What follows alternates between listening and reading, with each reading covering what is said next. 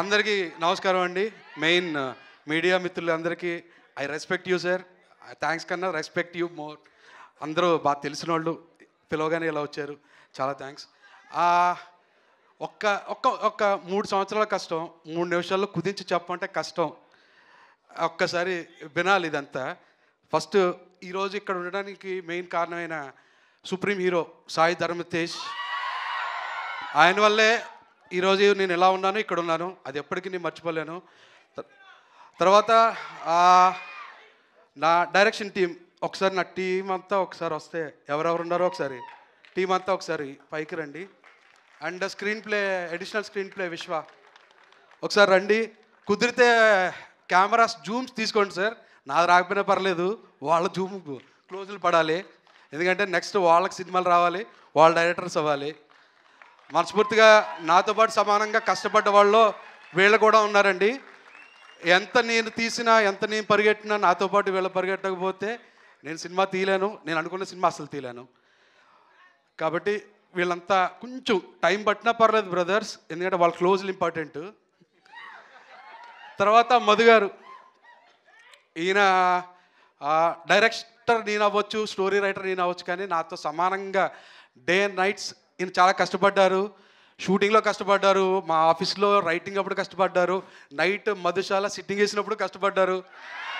అన్ని చోట్ల నాతో పాటు పెగ్గులో పోటీ పడ్డారు, రైటింగ్లో పోటీ పడ్డారు, అంత కష్టపడ్డారు. నాకెంత అంటే రేపు రిలీజ్ అయ్యి నాకెంత పేరు వస్తే సగం క్రెడిట్ మాత్రం మధు గారిదే. అది చెప్పాలి, తప్పదు సార్. నెక్స్ట్ సార్, ఈ బచ్చల మల్లి అన్న సినిమా తీయడానికి మెయిన్ రీజన్ ఏంటంటే, నేను నా లైఫ్లో చేసిన బిగ్గెస్ట్ మిస్టేక్, మా మదర్ విషయంలో నేను బిగ్గెస్ట్ మిస్టేక్ చేశా. కరోనా టైంలో నేను వెళ్ళి ఉండాల్సింది. ఆ టైంకి నేను సోలో బ్రతికే తర్వాత ఇక్కడ ఉండిపోయి హైదరాబాద్లో ఉండి ఇంటికి వెళ్ళలేకపోయా. తర్వాత తెలిసి ఇంటికి వెళ్ళొచ్చు, ఛాన్స్ ఉంది. బట్ చిన్న ఏమవుద్దులే, ఎక్కడ పోతుంది, ఇంటి దగ్గర ఉంటుంది కదా అనుకున్నా. కానీ ఇక్కడి నుంచి కరోనా వచ్చింది, హాస్పిటల్లో ఉన్నారన్నప్పుడు నేను ఇంజెక్షన్స్ కూడా తీసుకుని వెళ్ళా. మార్నింగ్ ట్రైన్లో జర్నీ చేసా. అప్పుడు ట్రైన్ కూడా తక్కువ ఉండే. ఇంటికి వెళ్ళిన తర్వాత హాస్పిటల్లో ఉంది, ఆఖరి చూపు, చనిపోయింది. మాట్లాడడానికి కూడా తను లేదు.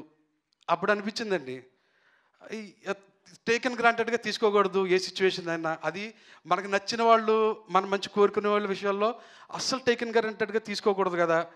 లైఫ్లో వెనక్కి వెళ్ళి సరిదిద్దుకోవాలని, తప్పు చేయకూడదు కదా అని స్ట్రాంగ్ హిట్ అయిన తర్వాత ఓ రోజు అనిపించిందండి, ఈ పాయింట్ మీద కథ చెప్పాలి.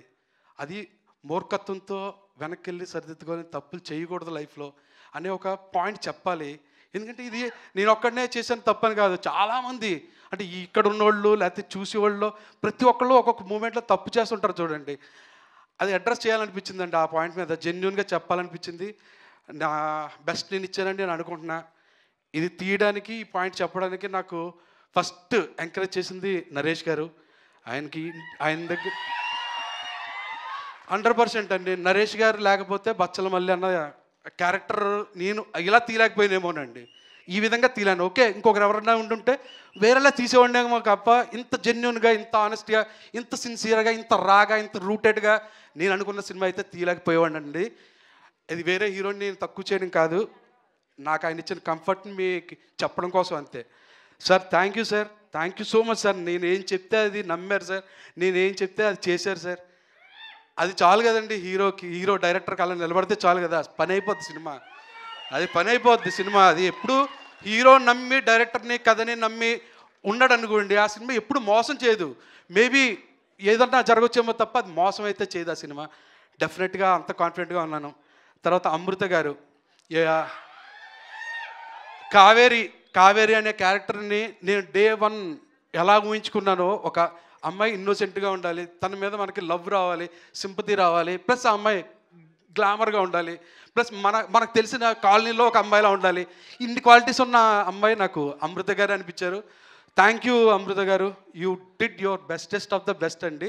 నిజంగా కావేరిలాగే, అంటే కావేరితో మీరు కనెక్ట్ అవుతారు సినిమా చూసిన తర్వాత. మిగతా టెక్నీషియన్స్ అందరినీ, హరితేజ గారు, రిచర్డ్ సార్, చోటాకే ప్రసాద్ అన్న ఎడిట్ రూమ్లో నాకు ఎంత హెల్ప్ చేస్తాడో, ఇప్పుడు కూడా కొంచెం బూస్ట్ ఇచ్చామన్న స్పీచ్లో కూడా. నాకు చాలా హెల్ప్ చేస్తారండి చోటకి అన్న.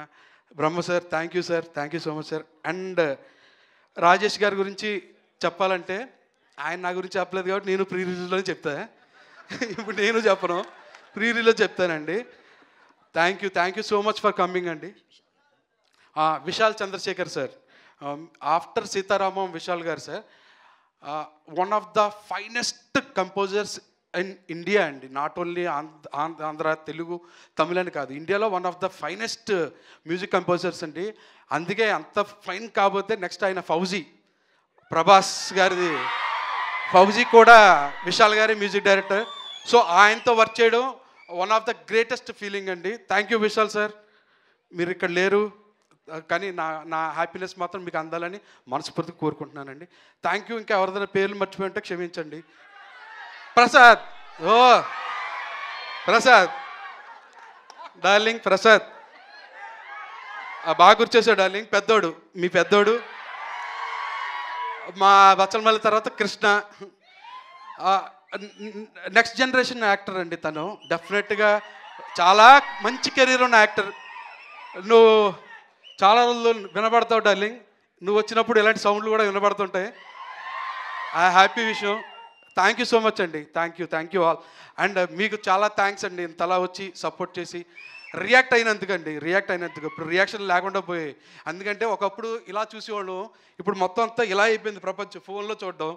కాబట్టి కనీసం మీ ఆ రియాక్షన్ ఇచ్చారు చూడండి, దానికి చాలా థ్యాంక్స్ అండి. Thank you so much darling, thank you so much. And నా ఫ్రెండ్స్ ఎవరెవరు వచ్చారో వాళ్ళందరికీ కూడా చాలా థ్యాంక్స్ బ్రదర్. థ్యాంక్స్ రా.